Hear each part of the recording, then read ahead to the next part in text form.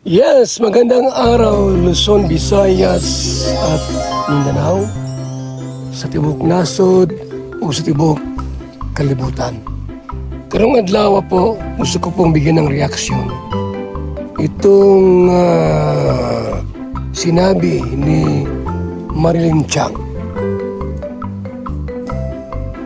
Paglilinaw lang po, mga kaibigan na. Unang-una sa lahat, mga kaibigan, wala tayong tinanggal na reaktor. Maliban sa mga reaktor na matigas ang ulo, tulad ng Kapiso. Maliban doon, wala na akong tinanggal. Yung iba kusang naglipat. Kasi yung iba dyan, nagtampo. Dahil yung ibang reaktor ayaw nila, tinanggap natin. O mas pinabura natin yung ibang reaktor kaysa sa kanila. Kaya yung iba po nagtatampo, kinukuntin tayo, ginagalitan tayo, binabalahura tayo. Pero ang totoo po niya, mga kaibigan, ay bunga ng pagtatampo. So wala akong tinanggal na reaktor maliban kay Kapiso kasi matigas ang ulo. Matigas pa sa bato. Ito ang video po. Pakinggan po natin. Itong kay Marilyn Chang. Pero bago yan, ito muna po ang isa sa mga kasama natin magsasalita. Congrats pala at nabalitaan ko na si Mama Marilyn Chang babalik sa Kalingap. Sana ang pagbalik sa Kalingap makatulong sa Kalingap, hindi na siya alis sa Kalingap. At dipinsahan niya si Kuya Bal dahil alam naman nating lahat na sa Kalingap, mahal ni Kuya Bal ang lahat ng Kalingap partners kasama reactor. Kaya Mama Marilyn Chang, sa pagbalik mo, babantayan kita. Yes, nakita ko kung bakit ako bumalik sa Kalingap para ipaglaban ng Kalingap. Narinig niyo yan? Galing mismo sa akin. Bumalik ako sa Kalingap para ipaglaban ng Kalingap. Although wala ako sa loob ng Kalingap, pero nananatili pa rin yung samahan, yung history, samahan namin, no? At nakikita ko rin na yung katotohanan pa, yung katotohanan. Kasi pag nagsalita ko, sabihin nila mayabang ako dahil prangka ako magsalita eh, no? Prangka ako. Alam ko, niyayaya ako ni Kuya Bal, alam ko in-invite ako pabalik. Alam mo Kuya Bal, mahirapan akong bumalik. Bakit po? Dahil nandito nakatali ako sa tram, pero hindi ko iwanan ang Kalinga para ipaglaban. Ayan, tama-tama Ninang Marilyn Chang. Malapit na akong ikasal at andito ka na uli sa Kalingap. Kaya congrats sa'yo. Sana maging stay ka na dito sa Kalingap kasi Kalingap lang talaga yung tunay na magmamahal sa'yo, Ninang Marilyn Chang. Narinig nyo? Hindi ko iwanan ang Kalingap para ilaban sila sa mga taong sobra-sobra na. Alam ko na marami diyang mga reaktor, no? Pero bilang MC, andyan pa rin ako, no? Sulit pa rin yung yung suporta ko kahit na umalis ako dahil alam mo kung bakit ako medyo hinay-hinay na bumalik sa Kalingap bilang defender? Dahil po nawala na yung mga balahurang striker kung isang dahilan kung bakit ako umalis sa Kalingap. Dapat to, wag na bumalik yan. Kasi dati ilang beses ako minura niya, binabalahura ako. Halos araw-araw ako laman ng thumbnail niya. Kaya sana wag ka nang bumalik. Pero dahil ako, pag sinabi ko kasi na, yung loyalty ko kasi guys, no, kagaya ng ginawa ko noon, ang loyalty kong binibigay kay Kuya Bal, totoo yun, no? Totoo yun. Na bilang supporter, defender, reactor, no, sponsor, totoo yun, binibigay ko ng ilang taon kay Kuya Bal. Kung talagang totoo kang babalik dito sa Kalingap, dapat yung loyalty mo talagang solid. Okay? Umalis ako sa Kalingap dahil sa mga striker. Nang umalis ako, okay, nakita ko ang Royal Balalag na kailangan ng suporta. So, ako nangako, pag nangako kasi ako, no, pinahawakan ko yung pangako. Na mananatili ako, sinabi ko 1,000%, ako hindi ko iwanan si Dudong Ruel, ng Team Ruel, no, ang tram, hindi ko iwanan yan. Pero, no, hindi ako nagkukontent masyado kay Dudong dahil nga ayaw ni Dudong ang reaktor. Okay? Kahit na ako po ay binigyan po ng basbas ni Ruel Malalag na magreaksyon sa mga proyekto niya. Okay? At basbas na reaksyonan ng maganda ang kanyang mga ginagawa. So, walang masama doon dahil bilang ako'y binibigyan po ng basbas ni Dudong na magreaksyon bilang sponsor, walang masama po. Kasi ang daming nagtatanong, no? Bakit, sabi ni Dudong, walang reactor? Bakit daw ako nag-react? So, ang may papayo ko lang kay Marilyn Chang, kung bumalik din sa Kalingap, magpakatino ka na. Huwag ka nang mambuli, huwag ka nang mambalahura. Kasi, hindi rin maganda yan eh. Kung babalik ka, magpakatotoo ka. Huwag kang gumamit ng kung ano-anong ikakasira para sa Kalingap. So, yun lang. Good luck. Hindi ko na ipagtatanggol si Biancy. Hindi ko na ipagtatanggol si Nanay Hansel. Nakita ko ang katotohanan at higit sa lahat ayaw ko ng mga sinungaling. Ayaw ko, nakapag-desisyon na ako, guys. Hindi ako mananalo dito ipagtatanggol ang mga taong sinungaling. Kaya kinu-question ko, hindi kami ang lumapit, di ba? Sabi mo, Nanay, pinayuhan pa kita na wag ganon ang ganyang statement. Nung narinig ko ang kabuuan ng video, oo, ikaw hindi ka lumapit sa Kalingap, Nanay Hansel. Pero ikaw ay pinakiusapan ni Biancy doon kay Iking na ilapit sila kayo, no? Doon sa Kalingap para matulungan kayo. Nakita ko kung sino ang sisunangaling dito, kung sino hindi. Kusa pong may lumapit na tumulong, hindi naman po kami humingi ng tulong. Sila po yung lumapit sa amin para tulungan kami. Bakit mo pala nilapit sa amin tong bago mong na-scout, Dr. Love? Ito kasi ay talagang kailangan din nila ng tulong. Nagtatrabaho po ako noon. For your information po, share ko si kahit po kami naglalabada ay kumakain po kami ng 3 beses sa isang araw. Pinagpapaguran ko po yun para mabuhay ang mga anak ko. Kung ano lang po ang medyo ng kainin din, po yung kamuting kahoy lang po na wala po kami pambili ng bigas. Kamuting kahoy ang pananghalian nyo? Or pang-araw-araw? Ayaw ko ipaglaban ng mga taong sinungaling kasi ayaw ko ng sinungaling kasi eh.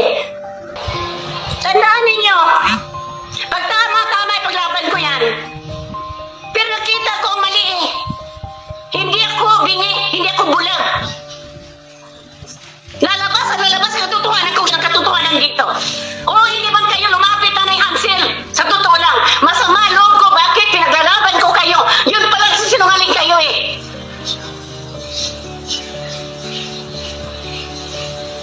Nabulagan kayo dito sa mga nakapalibot sa inyo. Nasusulan kayo. Paano mag-umpisa magiging ano? Diba? Maging palaban. Kinu-question ko maging defender ko sa inyo noon.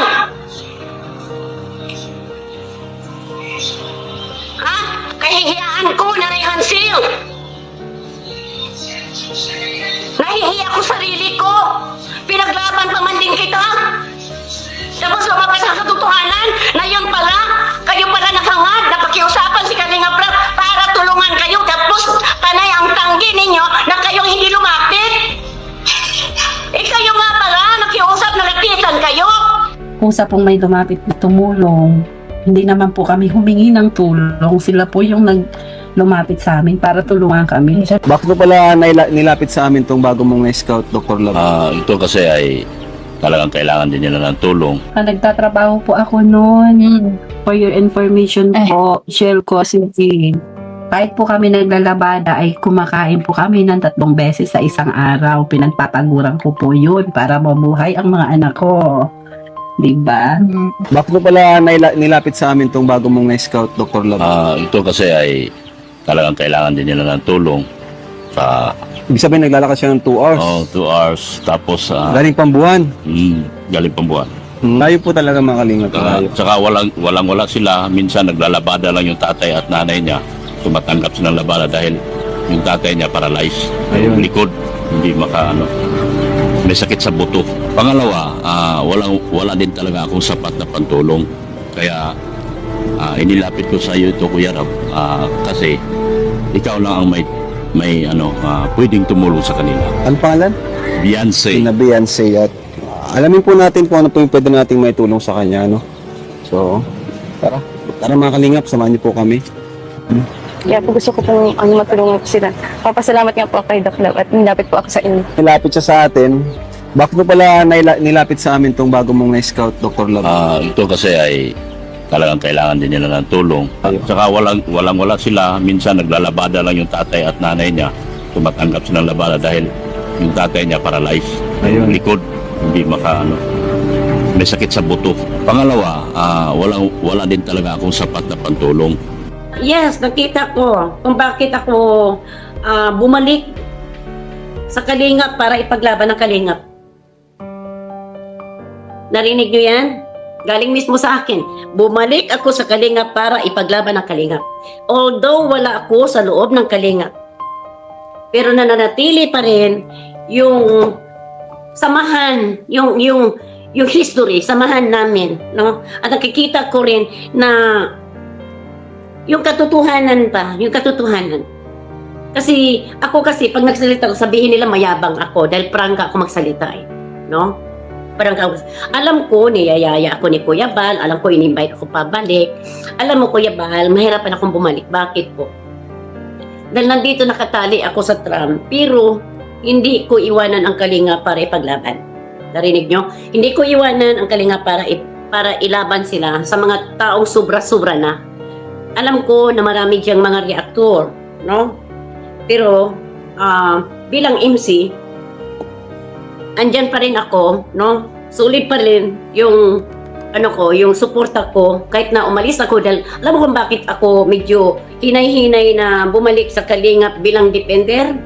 Dahil po nawala na yung mga balahurang striker kung isang dahilan kung bakit ako umalis sa Kalingap. Pero dahil ako, pag sinabi ko kasi na, yung loyalty ko kasi guys, no, kagaya ng ginawa ko noon, ang loyalty kong binibigay kay Kuya Bal, totoo yun, no? Totoo yun. Na bilang supporter, defender, reactor, no, sponsor, totoo yun, binibigay ko ng ilang taon kay Kuya Bal. Okay?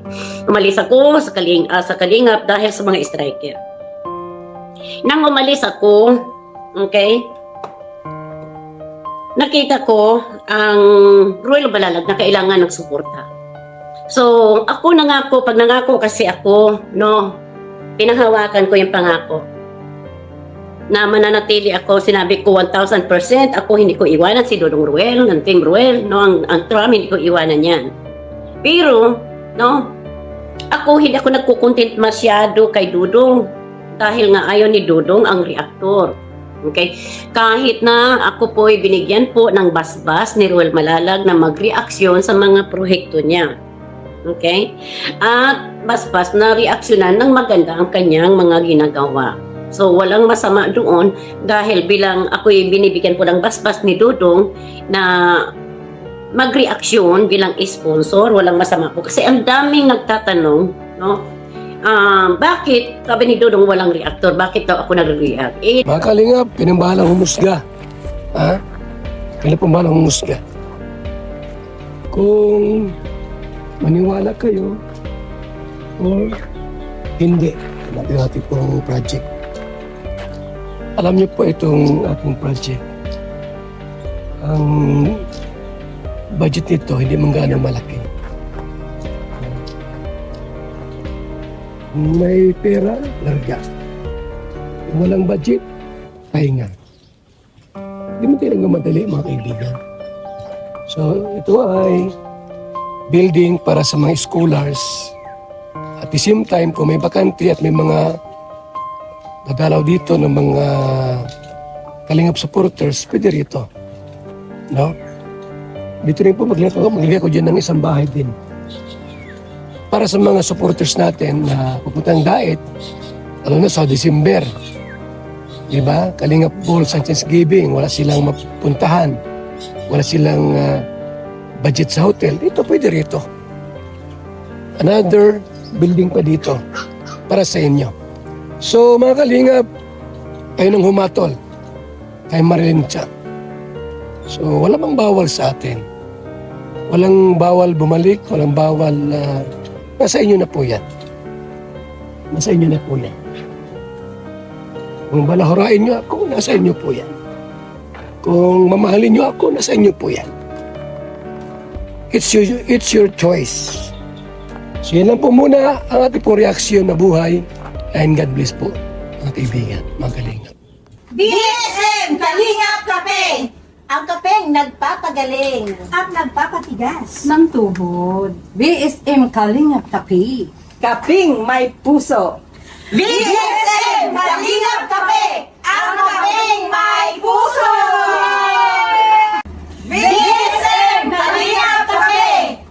Nagpapagaling at nagpapatigas ng tuhod. BSM Kalingap Kape. Kaping may puso. BSM Kalingap Kape! Ang kapeng may puso! BSM Kalingap Kape!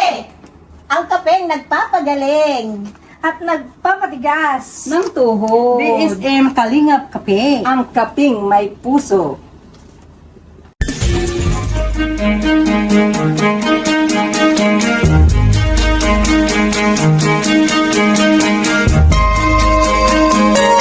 Ito ang palatuntunang tunay na lingkod bayan. Ang programang tututo sa kapakanan ng mga mamamayang kapos sa kapalaran. Si Kuya Val Santos Matubang, ang inyong katuwang. Si Kuya Val, kasangga sa kahirapan, kaagapay sa kalusugan, kakampi ng mga inaapi. Magbibigay pag-asa sa mga taong nawawala na ng pag-asa sa buhay, sa mga batang biktima ng kahirapan, sa mga matatandang napapabayaan. Si Kuya Val, ang inyong sandigan. Val Santos Matubang, sa palatuntunang lingap sa mahihirap.